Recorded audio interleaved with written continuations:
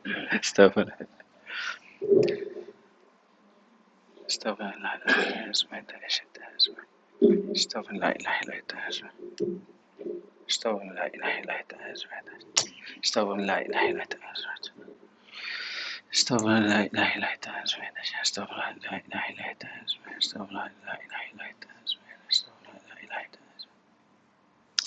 إلى هدي النبي محمد صلى الله عليه وسلم وإلى أرواح آبائه وإخوانه من الأنبياء والمرسلين صلوات الله وسلامه عليه وعليهم أجمعين إلى قرابة والتابعين وتابع التابعين لهم بإحسان إلى يوم الدين إلى أرواح والدينا ولمعلمينا ذوي الحقوق علينا أجمعين إلى أهل القبور المسلمين والمسلمات والمؤمنين والمؤمنات وأصولهم وفروعهم ومن ينتسب إليهم أجمعين أوصل اللهم رحمتك ورضوانك علينا وعليهم ولمن أحبنا فيك ولمن أحسن إلينا إلى أنفسنا وابنائنا وبناتنا وأزواجنا وأحبابنا وإخواننا وأخواتنا وجميع المسلمين والمسلمات والمؤمنين والمؤمنات وعلمائنا وأمرائنا برحمتك يا أرحم الراحمين. Pada mereka yang diuji Allah dengan ujian kesenangan, kesusahan, kesedihan, kemalangan, peperangan, pada mereka yang diuji dengan segala macam bentuk ujian, termasuk mereka yang pada saat ini mungkin terlantar maupun kesakitan, kita mohon kehadrat Allah Subhanahu Wa Taala, mudah-mudahan dengan keberkatan majlis ilmu, majlis zikir yang kita hadir pada malam yang bahagia ini, kita mohon kepada Allah, Allahumma ya Allah, kurniakan kepada kami, kepada mereka ini kekuatan, kesembuhan, kemenangan. Allahumma ya Allah, kurniakan kepada kami, kepada mereka ini segala macam bentuk bantuan dan kemudahan urusan, ataupun sekurang-kurangnya ya Allah pada hati kami, pada hati mereka, kurniakan ketabahan dan kesabaran. Sallallahu ala sayyidina Muhammad wa ala alihi wa sahbihi wasallam. Alhamdulillahirabbil alamin. شيء لله لهم الفاتحة. أعوذ بالله من الشيطان الرجيم. بسم الله الرحمن الرحيم. الحمد لله رب العالمين الرحمن الرحيم مالك يوم الدين إياك نعبد وإياك نستعين اهدنا الصراط المستقيم صراط الذين أنعمت عليهم غير المغضوب عليهم ولا الضالين آمين.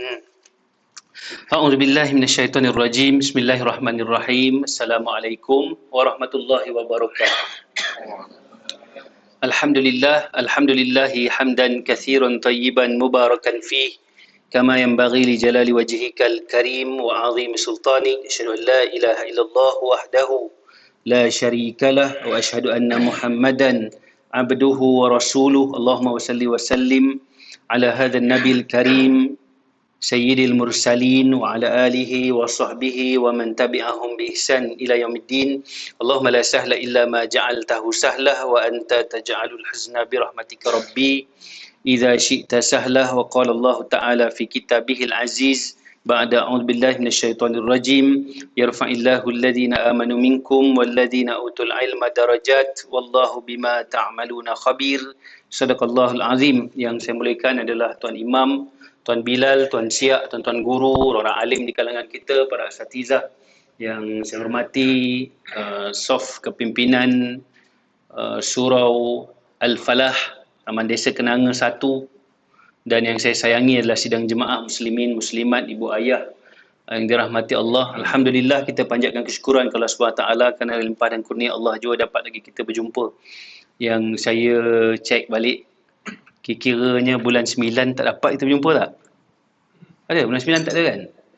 Bulan 9 saya kena pergi ke Keluang. Dia panggil Markas 7 Brigade. Betul? Tak tahu apa yang brigade ni, tapi itu Markas 7 Brigade Keluang. Maknanya kem askar. Kem askar. Saya kerja dengan Kementerian Pertahanan, memang kerjanya memang meronda satu Malaysia.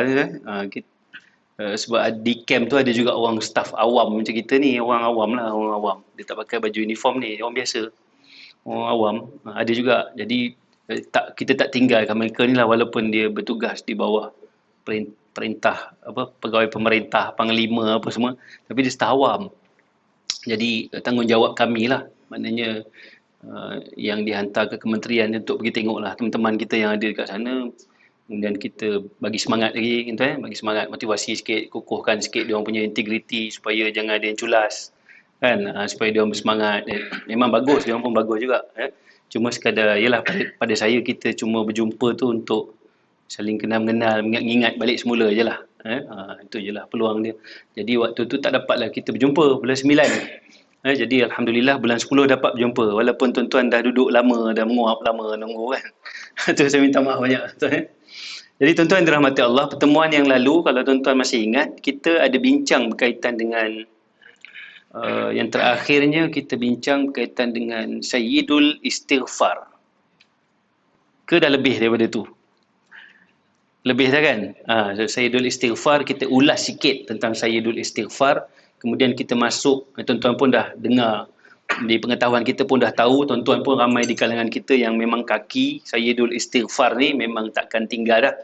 Kan? Sayyidul Istighfar ni dia start dengan Allahumma anta rabbi la ilaha illa anta, ni memang dah jadi amalan kita dah. Sebelum kita tahu lagi. Sebelum kita tahu hadis Nabi yang mengatakan siapa yang beramal dengan Sayyidul Istighfar ini pada waktu siang dan dia mati hari itu sebelum waktu malam, dia ni jadi ahli syurga. Bunyi macam senang kan? Tapi cuba hayati maksud Allahumma anta rabbi. Tuan-tuan akan faham. Tuan duduk saya saja tengok Allahumma anta rabbi. Ya Allah, engkau lah Tuhan aku. Allahumma anta rabbi. La ilaha illa anta. Pengakuan bahawa tidak ada Tuhan selain kau ya Allah. Kan? La ilaha illa anta. Khalaqtani. Kau pula ciptakan aku. Tu. Maknanya pengakuan itu penting untuk melayakkan kita dapat apa yang disebut oleh Nabi ni. Kalau sekadar baca tak ada maksud, tu tak boleh lah. Kita kena baca dan kita faham.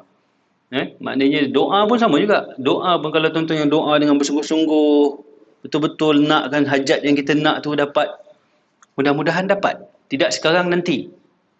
Kan? Mudah-mudahan dapat. Tapi kalau jenis Allahumma gfirlil muslimin wal muslimat, dia tengok tempat orang lain.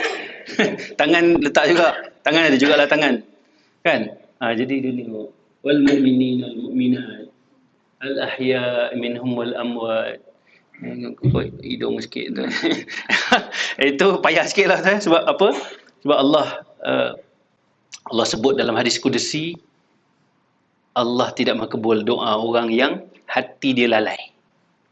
Sebab tu kita cuba cari jalan supaya semayang, waktu kita semayang tu sikit je masa dia. Kita semayang tu berapa minit saja, jangan lalai hati. Tapi time tu lah syok. Kan? Time tu lah, orang tengah, Tok Imam tengah baca sedap tu, time tu kita teringat cincin aku letak mana tadi. Memang tu timing dia. Kan?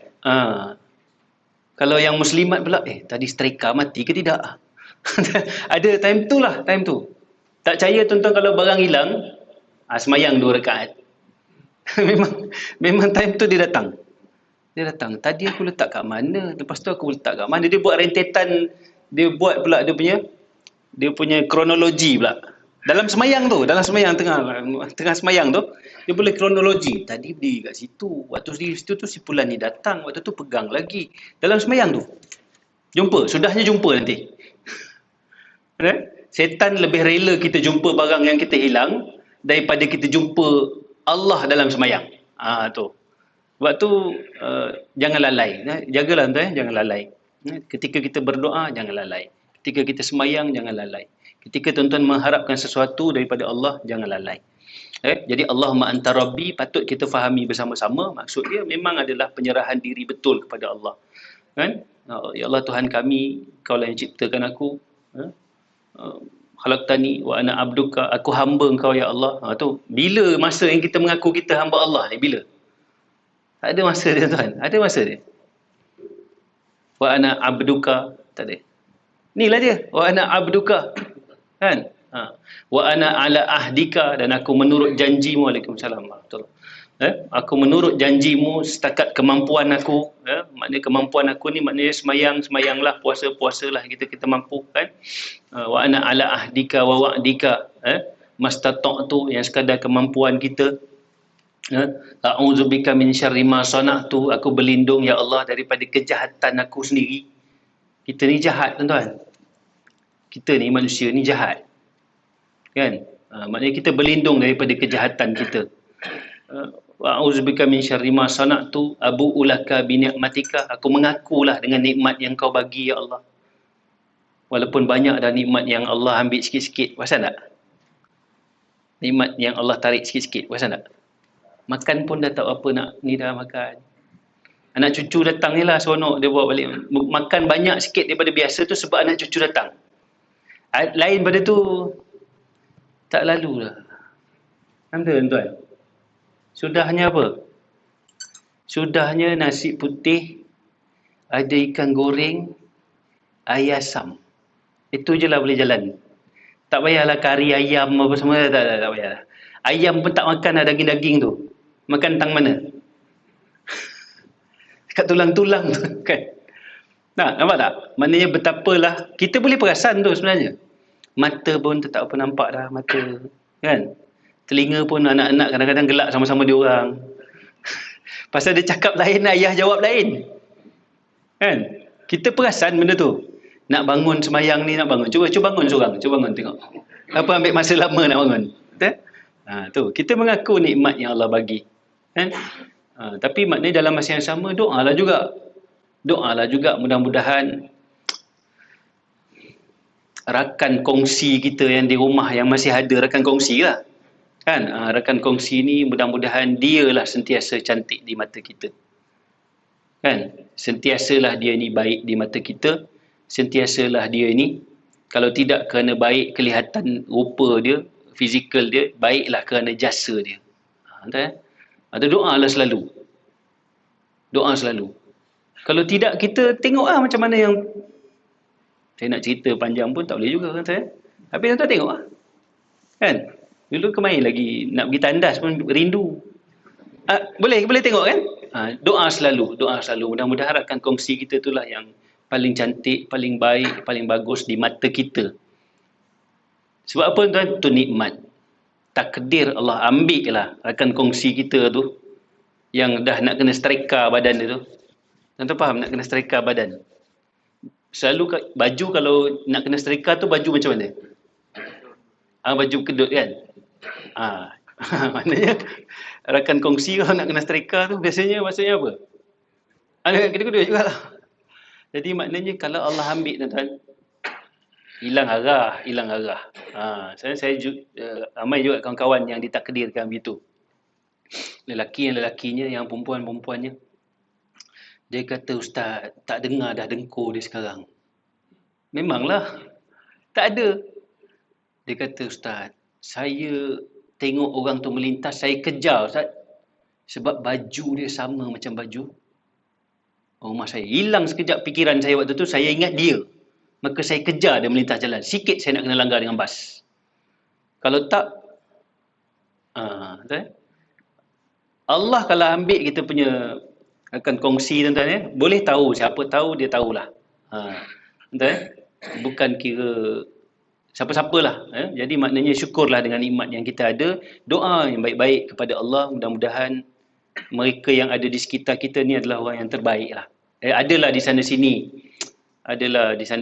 khalal sikit-sikit adalah. Ada kadang-kadang dia bercakap, kadang-kadang dia marah anak macam marah kita, adalah juga kadang-kadang. Kan? Kadang-kadang kita bercakap dengan dia tu banyak kali kain langsir tu dah seret ke bawah tu dah. Tak ada dia peduli je. Kan? Isteri cakap bang langsir tu dah seret ke bawah tu dah. Tak apa, okey lagi tu. Langsir tu daripada raya tahun lepas pasang. Kan? Dah terjatuh dah. Tapi suami relax. Bang, rumah kita ni bocor dah banyak lah bang, bocor kan. Tak apa, okey lagi. Kan? Hari-hari doa, ya Allah, ubahlah dia ni bagi orang sedar, bagilah dia sedar, ya Allah. Doalah hari-hari yang baik-baik. Kan? Baik, tuan-tuan dirahmati Allah, kita dah bincang pertemuan yang lalu tentang Allahumma anta rabbi, dan mudah-mudahan sudah pun menjadi amalan kita bersama. Dan kita juga sudah bincang tentang kelebihan berselawat kan. Selawat. Ada banyak hadis saya bawakan. Betul lah Tuan Haji yang mengikuti. Kita dah lajak sikit kan daripada Allahumma anta rabbi, kita dah masuk kepada selawat kan. Yang terakhir kita bincang adalah hadis berkaitan dengan selawat pada hari Jumaat. Saya pergi ringkas cepat saja. Sebuah hadis yang diriwayatkan daripada Abi Hurairah sebut tentang inna min afdali ayyamikum. Ni hari ni tapi dah habis dah. Matahari dah tenggelam. Maknanya dah masuk hari Sabtu. Jadi hadis tu sebut inna min afdali ayyamikum yaumal jumu'ah. Sebaik-baik hari bagi kamu ni adalah hari Jumaat. Hari yang disebut sebagai Sayyidul Ayyam. Ya. Kemudian dia kata, saya ulang panjang sikit ni pasal kita dah skip sebulan. Kan? Jadi kalau skip sebulan ni dia memang melupakan juga. Kecuali tuan-tuan memang ahli dia kan. Melupakan. Tak apa, kita lalu je balik semula. Nabi sebut inna min afdali ayyamikum yaumal jum'ah. Sebaik-baik hari bagi kamu ni adalah hari Jumaat. Ini dah disebut oleh Nabi. Jadi kita heran bila orang di luar sana nyebutkan kenapa baca Yasin malam Jumaat? Hari lain pun boleh baca Yasin. Kan? Mungkin dia terlupa hadis ni ataupun dia mungkin tersilap. Ada orang sebut begitu. Pelik-pelik zaman sekarang ni. Mungkin dia terlupa hadis ini. Saya anggap begitu je lah. Mungkin dia terlupa. Sebab tu dia sebut inna min afdali ayyamikum yaumal jum'ah. Sebaik-baik hari bagi kamu hari Jumaat. Kan? Jadi tentu ada kelebihan pada hari Jumaat ni. Ada lebih dia.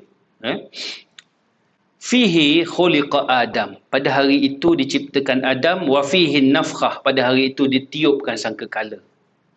Wa fihi sa'iqah. Pada hari itu juga adanya hari kiamat lah. Terjadi kegemparan. Sa'iqah ni gempar. Fa'akthiru alayya minas salah fih. Nabi kata, banyakkanlah selawat kepada aku pada hari itu. Iaitulah pada hari Jumaat. Fa inna salatakum ma'rudatun alayya. Sesungguhnya selawat kamu nanti akan dihimpunkan di hadapan aku, akan ditunjuk di hadapan aku. Seperti mana kita, tuan-tuan tengah fikir apa ni bila saya sebut tentang selawat akan dibawa di hadapan Nabi? Kita fikir Nabi kita seorang. Selawat katalah 300. 300 kali seorang 300. Kali dengan 10 orang 3,000. Ada berapa umat Nabi Muhammad sekarang? Satu soalan dia tu lah kita akan terfikir. Berapa lama masa? Kita kan manusia, kita fikir berapa lama masa?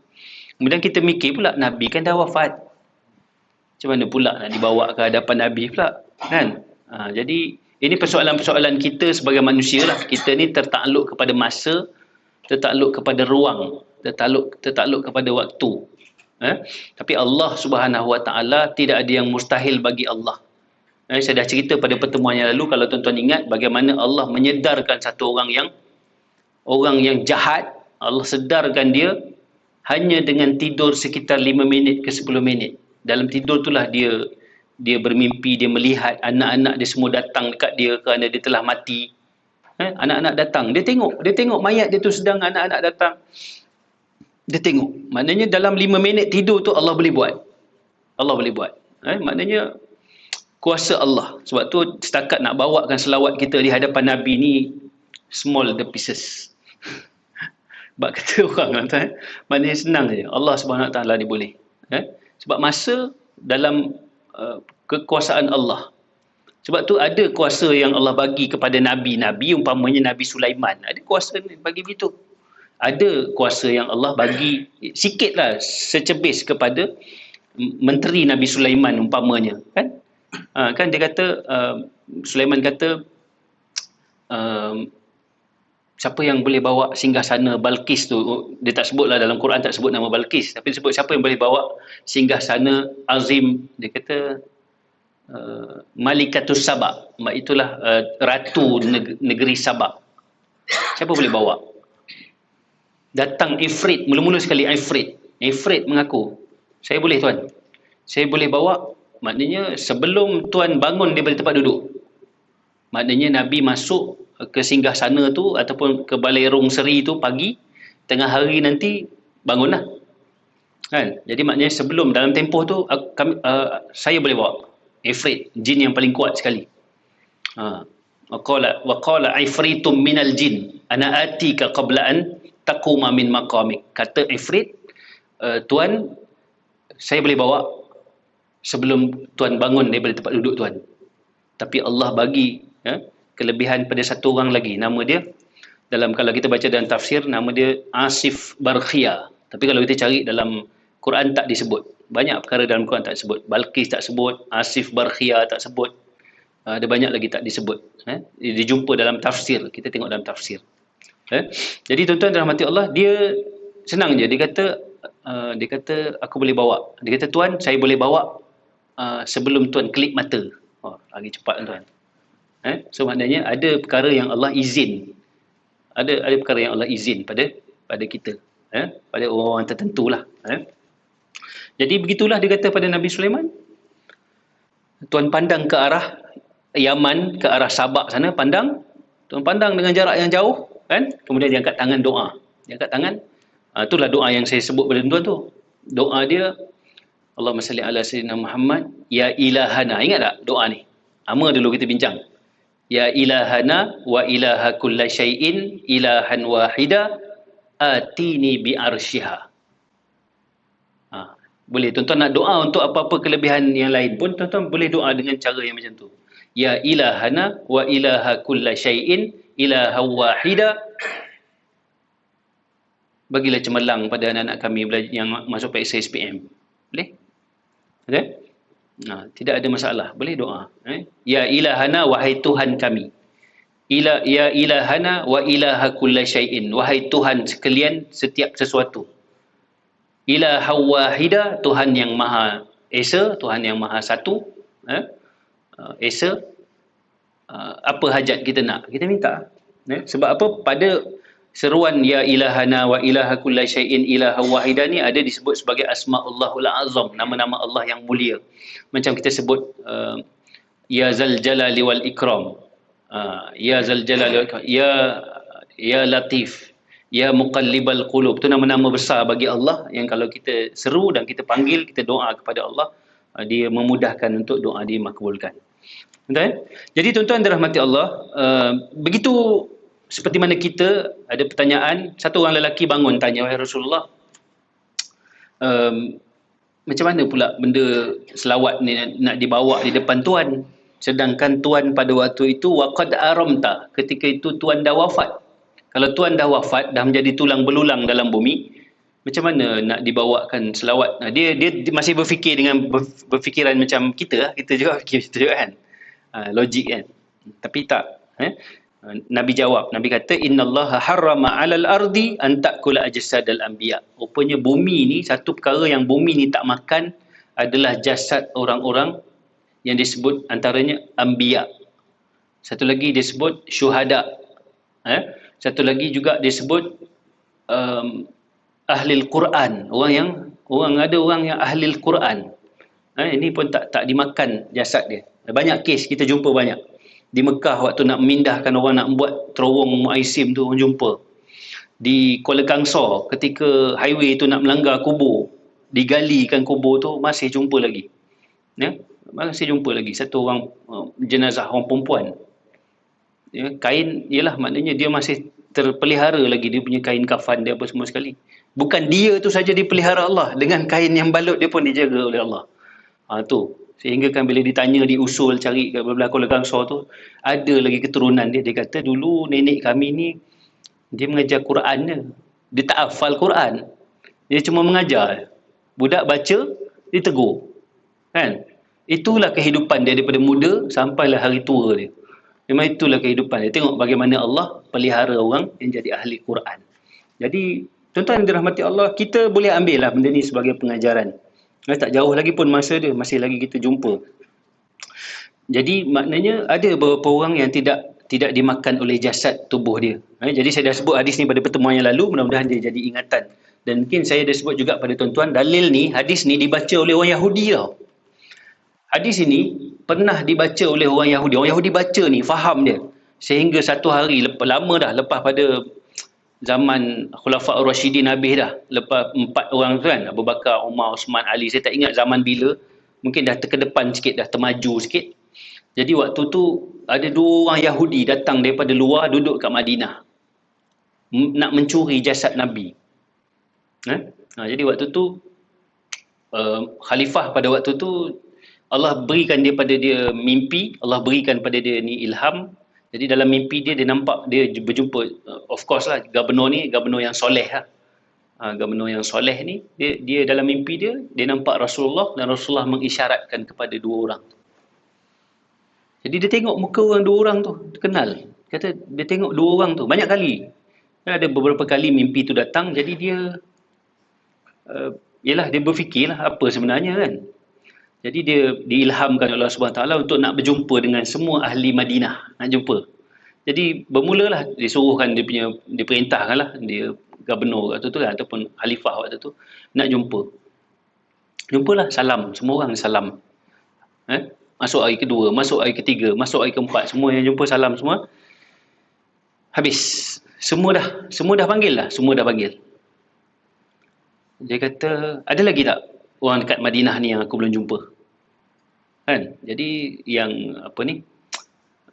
Pembesar ni dia kata, ada lagi tuan. Ada lagi di hujung sana. Tapi dia bukan orang Madinah, dia orang luar. Orang luar datang menyewa. Jadi bila dibawa, dia tengok, inilah orang dia. Inilah dua orang yang muncul dalam mimpi tu, lalu diperintahkan semua pergi tengok rumah dia. Pergi tengok rumah dia, siasat rumah orang ni. Kan, orang tu pergi menyiasat ke rumah, tak ada nampak apa-apa keganjilan. Tak ada. Report balik beritahu, tak ada apa-apa tuan. Rumah dia biasa je lah, rumah sewa, tak ada. Pergi tengok lagi. Jadi bila pergi tengok kali kedua dan seterusnya tu, dia orang jumpa dekat bawah, dia ada meja, macam kita mengaji ada meja kopi tu, ada meja. Bawah meja tu ada kapet. Kan zaman dulu kan terkenal dengan kapet ni, kapet permadani daripada Iran, daripada Turki kan, sampai sekarang pun masih lagi kan. Jadi kapet tu, di bawah kapet tu ada lubang yang ditutup dengan papan. Masuk pembesar ni dengan diperintahkan orang ni masuk lubang. Rupanya lubang ni udah sampai ke bawah kubur Nabi dah. Sikit aja lagi dia akan bawa turun. Nampak tuan orang Yahudi ni, dahsyat dia. Dia baca hadis kita ni, dia faham cerita tentang Sungai Furat dekat Iraq, dekat Iraq sana tu nak surut. Nanti dekat dasar sungai tu nanti akan ada emas hitam yang direbut orang. Sehingga 99 orang yang pergi, maknanya 100 orang yang pergi, 99 itu yakin bahawa dia orang ni akan selamat. Hakikat dia 99 tu semua tunggin. Semua mati. Sebab apa? Semua orang nak berebut benda yang sama. Jadi dia baca hadis tu. Dan kita tengoklah, menyaksikanlah umpama negara sekitar tu dah mula buat empangan-empangan macam Turki. Turki bukan negara yang tak jenuh air. Turki banyak air tapi buat empangan. Maknanya semua nak menuju ke arah itu. Jadi itu yang kita dah bincang pada pertemuan yang lalu. Malam ni, tuan-tuan dirahmati Allah, kita ada kesempatan termasuk kepada hadis yang baru, iaitulah kelebihan tasbih, tahmid, takbir dan tahlil. Ini simple saja, benda yang kita juga amalkan. Tuan-tuan pun biasa juga lepas semayang, subhanallah, subhanallah, subhanallah. Kalau laju jadi subhanallah. Kan? Alhamdulillah, alhamdulillah, alhamdulillah. Kalau laju, alhamdulillah. Tak tahu apa benda baca kan. Allahu Akbar. Kalau laju, berlah. Saya tak pernah dengar kan. Jadi mari kita baca sama-sama. Dalam sebuah hadis yang diriwayatkan daripada Abi Hurairah. Saya ingatkan diri saya dan tuan-tuan balik semula juga ya, tuan. Maknanya takut kita terlupa. Kita ni mari majlis-majlis seumpama ini ni, bukan semua kita mengaji ni kita ingat. Bukan semua, kan? Bukan semua. Hendak pula kita bukannya kita tak adalah mengaji hadis ni pendek je, kita pun tak adalah catat apa-apa sangat kan, tuan. Biasalah. Jadi kita bukan ingat semua. Cuma nanti ada certain masa orang berbincang tentang satu isu, orang bercakap tentang Sayyidul Istighfar. Tahu? Kan?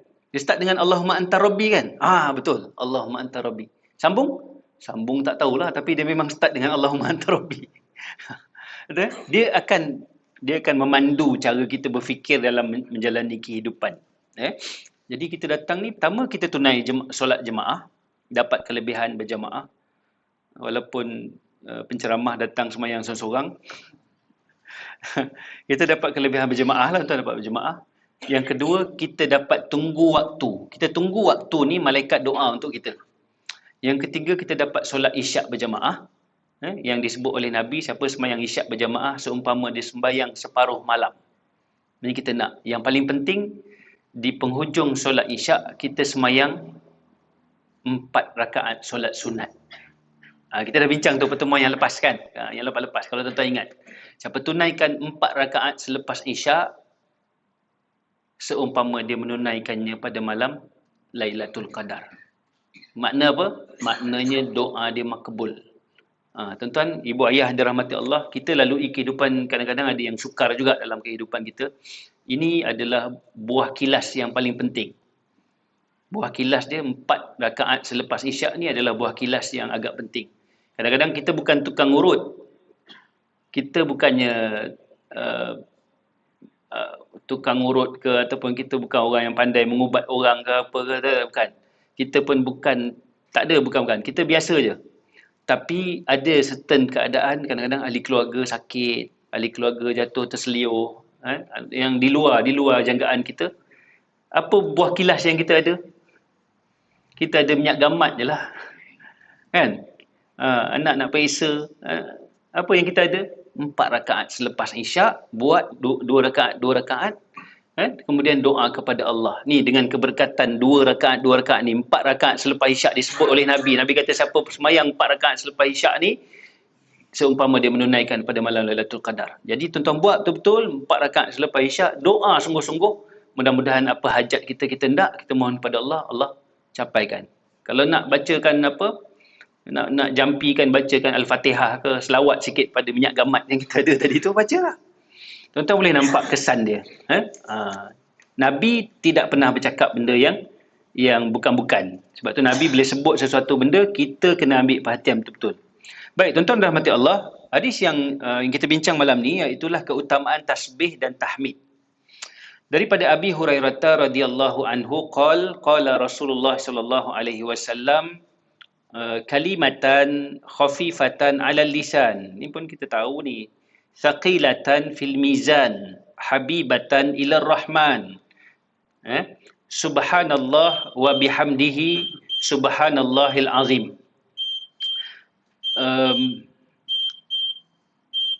Itu hadis dia. Daripada Abi Hurairah, katanya junjungan besar Nabi kita sallallahu alaihi wasallam bersabda. Jadi ada 2 kalimah. Dia kata ada 2 kalimah yang ringan pada lidah, mudah untuk disebut oleh lidah kalau kita beringat. Kalau kita tak beringat, memang ringan untuk tak baca. Dia kata 2 kalimah yang ringan di lidah, yang berat pada timbangan, dan yang paling disukai oleh Allah. Ini 2 kalimah. Jadi untuk ketahui apakah 2 kalimah ini, kita beri laluan pada solat Isyak, dan nanti kita kembali semula selepas ini. Masuk Isyak dah kan? Silakan. Terus. Ittifaq Baik, tuan-tuan dirahmati Allah. Itulah dia 2 kalimah yang berat, yang khafifatan 'alal lisan, yang ringan pada lidah, thaqilatan fil mizan, berat pada timbangan, habibatan ilar rahman, yang sangat dicintai oleh Allah Subhanahu wa taala. Iaitulah apakah perkataan itu? Dia sebut subhanallahi wa bihamdihi subhanallahil azim. Boleh tak baca tanpa nak hafal-hafal? Subhanallahi wa bihamdihi subhanallahil azim. Maknanya tuan-tuan baca satu tu, dia sudah mula memberatkan, bukan memberatkan tubuh badan kita. Itu nasi lemak tengah malam. Ini memberatkan timbangan di sisi Allah. Jadi memberat timbangan tu maksudnya pahala yang kita baca tadi ni rupa-rupanya menambah nilai kita di sisi Allah. Bacalah tuan-tuan, duduk saja tak ada buat apa-apa. Subhanallah bihamdihi subhanallahal azim. Subhanallah bihamdihi subhanallahal azim. Subhanallah bihamdihi subhanallahal azim. Simple je. Tak payah hafal pun, tuan-tuan tak pening kepala pun. Tak payah nak tak payah. Subhanallahal azim, subhanallah bihamdihi subhanallahal azim. Subhanallah bihamdihi subhanallahi wa bihamdihi subhanallahil azim. Simple ya, mudah saja. Hadis muttafaqun alaih. Maknanya ada banyak riwayat yang menyebut dan yang bersepakat tentang hadis ini. Tuan-tuan dirahmati Allah, ada hadis yang lain yang bersangkut atau berkaitan dengan perkataan tasbih tadi ni, tasbih subhanallah ni. daripada Abi Hurairah yang juga menyebutkan ni, lebih kurang sama juga, cuma dia punya konten dia lain sikit. Dia kata anna Rasulullah sallallahu alaihi wasallam, nabi kita, junjungan besar nabi kita sallallahu alaihi wasallam bersabda, man qala subhanallahi wa bihamdihi fi yaumin mi'ata marrah huttat khatayahu wa in kanat mithla zabadil bahar. Nabi kita sebut man qala, siapa-siapa yang baca subhanallahi wa bihamdihi sahaja. Subhanallahi wa bihamdihi setiap hari ataupun pada hari, pada setiap hari ni, fi yaumin, pada setiap hari lah. Dia kata mi'ata marratin, 100 kali. Boleh tak? Subhanallah bihamdihi, subhanallah bihamdihi, subhanallah bihamdihi, subhanallah bihamdihi, 100. Kan? Laju sikit. Subhanallah bihamdihi, subhanallah bihamdihi, subhanallah bihamdihi, subhanallah bihamdihi, 10. Subhanallah bihamdihi, subhanallah bihamdihi, subhanallah bihamdihi, 20. Subhanallah bihamdihi, subhanallah bihamdihi, subhanallah bihamdihi, 30. Cepat dia tuan-tuan. Tak sampai 5 minit boleh habis lah. Isunya, ingat ke tak? Bila tak ingat, tenggelamlah matahari hari Jumaat tanpa sempat kita baca apa pun. Sebab tu dia kena tulis. Saya lah secara peribadi kena tulis. Tuan-tuan yang jadi atuk, jadi ayah ni tulis. Benda yang kita jadi amalan kita ni tulis. Bila tulis, kita akan nampak apa benda belum buat. Betul tak? Bila kita tak tulis, tak ada apa. Bila kita tulis, ni belum baca lagi, ni belum baca lagi, ni belum baca lagi. Jadi nanti kita dah tak ada dah. Tulisan yang kita tulis tu nanti akan menjadi ikutan pada anak-anak cucu bila jumpa. Ni atuk lu baca ni lah, ni atuk baca dulu. Kau ingat tak atuk ni? Atuk ni kena langgar lori depan simpang tu. Dia boleh bangun macam ni je. Kan? Kalau dia boleh bangun lah. Tapi amalan tu yang jadi ikutan. Atuk kita, dia bukannya ni sangat pun. Dia bukan ni pun. Tapi ada benda yang atuk kita baca. Diam-diam dia duduk saja mulut dia. Tengok. Okay? Ini yang kita persediaan untuk diri kita sendirilah. Sebab tu Nabi kata, subhanallah bihamdihi fi yaumin mi'ata marratin. Siapa boleh baca 100 kali, khuttat khatayahu wa in kanat misla zabadil bahar. Akan diampunkan dosa dia. Walaupun kesalahan itu, dosa kesalahan itu sebanyak buih di lautan. Dan mengakhiri pertemuan kita, tuan-tuan malam ni, ayat tu kena sebut pasal masa berjalan ni. 8:17. Ada satu hadis lain yang saya suka juga untuk baca pada tuan-tuan untuk kita sama-sama tahu. Daripada Mus'ab bin Sa'ad an abihi Sa'ad bin Malik. Mus'ab bin Sa'ad. Sa'ad ni adalah Sa'ad bin Malik. Sa'ad bin Malik, anak dia an Mus'ab bin Sa'ad bin Malik. Maknanya Sa'ad bin Malik, bawah dia Mus'ab. Maknanya Mus'ab ni meriwayatkan daripada ayah dia tadi, Sa'ad bin Malik. Dia kata, kunna inda Rasulillah. Siapa dia? Kunna inda Rasulillah ni, kami ketika berada di sekitar Nabi. Siapa cakap ni? Sa'ad bin Malik, ayah dia tadi. Ayah dia ni cakap dekat anak dia. Meriwayatkan. Jadi anak dia ni, Mus'ab ni, meriwayatkan balik semula. Kunna inda Rasulillah. Satu ketika kami bersama dengan Nabi, faqal, lalu Nabi ada sebut. Apa Nabi sebut? Ayajizu ahadukum, susah ke untuk kamu? Ayyaksiba kulla yaumin alfa hasanah. Susah ke untuk kamu untuk mendapatkan setiap hari 1000 pahala kebaikan? Susah tak tuan? Ni soalan ni. Susah tak nak dapat 1000 pahala? Macam susah kan? 1000 kan? Susah juga.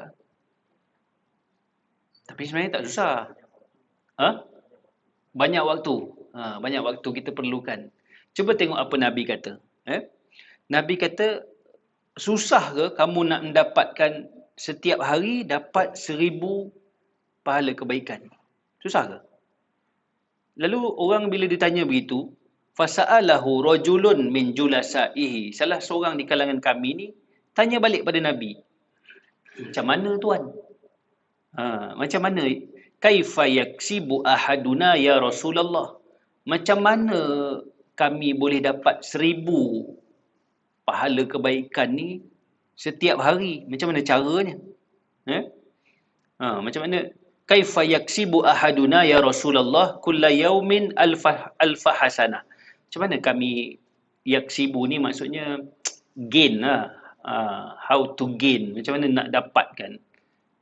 Gain ke earn. Kan? Dia macam mana nak dapat 1000? Kita kalau tanya orang yang pakar berniaga, kawan-kawan kita daripada Padang, Bukit Tinggi yang jenis kaki berniaga, kita tanya macam mana dapat 1000 sehari? Dia kata tak susah dah, dia kata kan. Susah dah. Macam mana?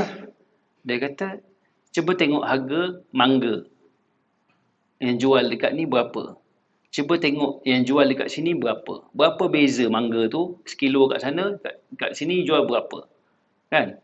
Jadi dia kata boleh tak? Ataupun adalah idea dia akan bagi tahulah. Cuba tengok ni. Ada tak barang yang belum masuk dalam pasaran? Ada tak buah yang orang suka kat sini? Ada. Buah apa? Buah kundang umpamanya. Buah lychee kan? Berapa ambil dekat pasar borong berapa? Kat sini orang jual berapa? Kan? Boleh tak? Cuba dia kata kan. Cuba dia ceritalah. Dia cerita macam ni. Jadi maknanya bila tengok, iyalah dari segi teori dia betul lah juga. Kan? Maknanya satu hari dapat berapa. Kalau tak cukup, kita buka kaki. Kan? Tumpang letak dekat orang. Jadi dia susun, dia kata daripada sini sampai ke Kajang, sampai ke Semenyih, sampai ke Beranang, ada 10 kedai yang kita letak. Tapi nak letak 10 tu modal besar kan. Tapi ada cara dia lah. Itu cara dia. Ya? Kalau tanya budak-budak muda pula, tak susah tu pakcik. Kita pergi dekat laman web ni, kita pergi kat laman web. Dia orang main laman web budak muda sekarang tuan. Kita tengok benda kau buat dekat handphone ni kan. Rupanya dekat handphone ni dia boleh cari. Kan? Maknanya dia tinggal beberapa minit untuk jawab soalan dia. Jawab soalan yes, no, alright, thank you. Dia jawab, hantar. Ataupun dia ambil gambar, lepas tu nanti dia edit sikit, hantar. Kan? Hantar tu rupanya hantar ke pasaran. Contohnya botol air ni, dia tengok gambar ni, dia letak botol air ni kat sini, dia ambil gambar angle baik punya, dia ambil, ambil gambar. Lepas tu dia edit sikit, dia hilangkan latar belakang gambar kayu, gambar tuan-tuan ada yang masuk dalam ni, dia buang semua, tinggal botol tu sebiji je. Kan? Dia hantarkan dekat. Jadi dihantar tu, orang beli gambar tuan-tuan. Gambar tu orang beli. Ada yang jual $1, $2. Orang beli gambar. Apa lagi? Gambar slipper buruk kita tu. Katalah slipper kita yang bintik-bintik tu, yang kuning tu. Kan? Gambar yang baru, gambar yang lama. Dia ambil gambar yang baru, dia ambil gambar yang lama. Dia hantar, jual. Orang beli tuan-tuan. Saya tak fikir orang akan beli gambar macam tu. Kopiah yang kita pakai ni, ada cacat celah sikit ni kan. Sebab dah banyak hari tak basuh kan. Ambil gambar, ada orang beli. Ada orang beli. Orang beli tu untuk apa? Orang beli tu untuk buat design. Orang beli. Orang beli gambar slipper tadi tu untuk buat meme. Dia nak buat lawak. Sebelum Ramadan, gambar slipper kelihatan macam slipper. Ketika Ramadan, slipper kuning tadi kelihatan macam jagung yang baru sudah dibakar. Tengok macam mana benda yang kita rasa macam tak ada nilai, dibeli orang. Tu budak muda. Macam mana dia boleh gain, dia boleh dapat. Dia boleh dapat duit. Kan? Jadi tak susah. Jadi sebab tu bila Nabi timbulkan isu ni, ada orang tanya, macam mana ya Rasulullah? Tak percaya, tuan-tuan berkawan dengan businessman. Senang je nak dapat ni, senang je. Dia boleh bagi tahu. Isunya kita sanggup tak? Kita sanggup tak sanggup? Baik, dia kata satu orang lelaki tanya, macam mana ya Rasulullah, macam mana nak dapatkan 1000 pahala kebaikan ni? Maka Nabi SAW jawab, yusabbihu mi'ata tasbihatin. Kamu lafazkan subhanallah. Ni tadi kita belajar subhanallah wa bihamdihi. Kamu lafazkan, kalau tak mampu subhanallah wa bihamdihi itu, subhanallah saja. Dia kata kamu lafazkan subhanallah 100 kali. 100 kali subhanallah tasbihatin fayuktabu lahu alfu hasanatin wa yuhattu anhu alfu khati'atin.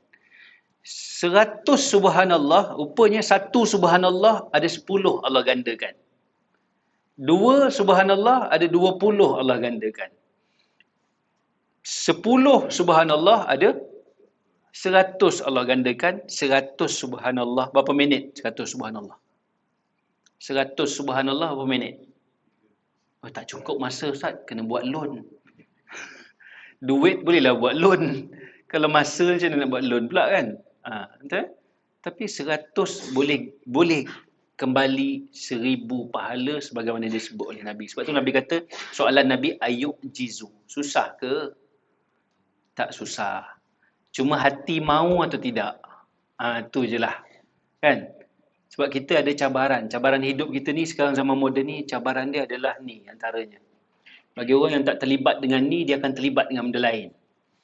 Sekarang budak muda umpamanya, dia memang dia ada dengan iFlix, dia ada Netflix, dibentangkan video cerita zaman movie zaman bila-bila punya zaman dulu pun ada. Tuan-tuan cuba cari. Apa tuan-tuan suka tengok dulu apa? Vic Moro. Cari. Belum lagi dengan video baru punya, movie baru entah apa lagi tuan, dibentangkan sebanyak-banyaknya. Bayar RM18 je sebulan. Habis tak masa. Cara-cara kita tak langgan apa-apa ni pun banyak dah masa ditelan di benda ni. Tuan, dah nak bubuh kat mana subhanallah tadi? Sebab tu kita mengaji ni ada sebab Allah pilih tuan-tuan untuk mengaji, dan ada sebab tuan, untuk kita baca tajuk-tajuk yang penting ni supaya kita termasuk di kalangan orang-orang yang tidak lalai. Tak apa nak tengok Netflix, tengoklah. Kan? Tengoklah. Dan kena ingat, Netflix tu dia tak ada tapis. Kan? Bila tak tapis, tengok selalu, lama-lama kita akan jadi normalize. Kita akan jadi terbiasa. Mana kalau dulu zaman muda-muda orang pakai baju you can see tu, maknanya heran jugalah, heran. Kan ataupun kita pergi ke mana-mana, tiba-tiba adalah orang bangsa yang bukan Islam lah, pakai you can see tu datang. Heran juga kita tengok dia kan. Tapi dengan dah selalu sangat tengok kat TV ni, dah selalu sangat kan. Kalau Olimpik, yang acara renang tu, ramai tunggu. Dia dah terbiasa sangat, maka dia akan jadi biasa. Orang adegan orang bercium dah biasa. Maknanya tuan-tuan mungkin tak adalah, mungkin tak terlibat lah, mudah-mudahan kan. Tapi kalau Netflix ada di rumah, anak-anak dia tak tengok TV depan rumah tu, dia tak tengok, dia ada handphone. Betul? Jadi benda-benda begini kena jagalah, betul? Jaga jugalah. Pesan jugalah. Pesan juga supaya apa? Kita jangan termasuk di kalangan orang lalai. Dalam sebuah hadis yang lain, ada Nabi sebut tentang bagi orang yang membaca 50 ayat atau lebih ke atas daripada ayat suci Al-Quran, dia akan dicatat sebagai, dia tidak akan dicatat sebagai orang lalai. Jadi usahalah tuan, at least 50. Boleh lah 50 ayat boleh tak? Tabarakallazi ada 30 ayat satu hari. Tambah lagi sikit-sikit lah, sana sini ada 50 tak? Adalah mudah-mudahan.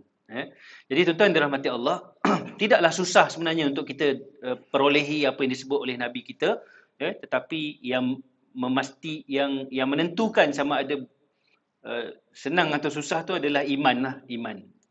Jadi tuan-tuan dirahmati Allah, dan disebut juga kat sinilah panduan beramal, banyak-banyaklah kita menyebut kalimat ini, umpamanya 100 kali sehari, sebagaimana yang diajarkan oleh Nabi, subhanallahi wa bihamdihi subhanallahil azim. Ni kita boleh buat belaka ni. Kita boleh buat belaka. Kalau nak sedap, letakkan perisa dia. Music dia. Kan? Subhanallah wa bihamdihi subhanallahil azim. Subhanallah bihamdihi subhanallahil azim. Subhanallah bihamdihi subhanallahil azim. Kalau nak masuk dia punya lagu iringan, tuan-tuan buatlah macam mana pun.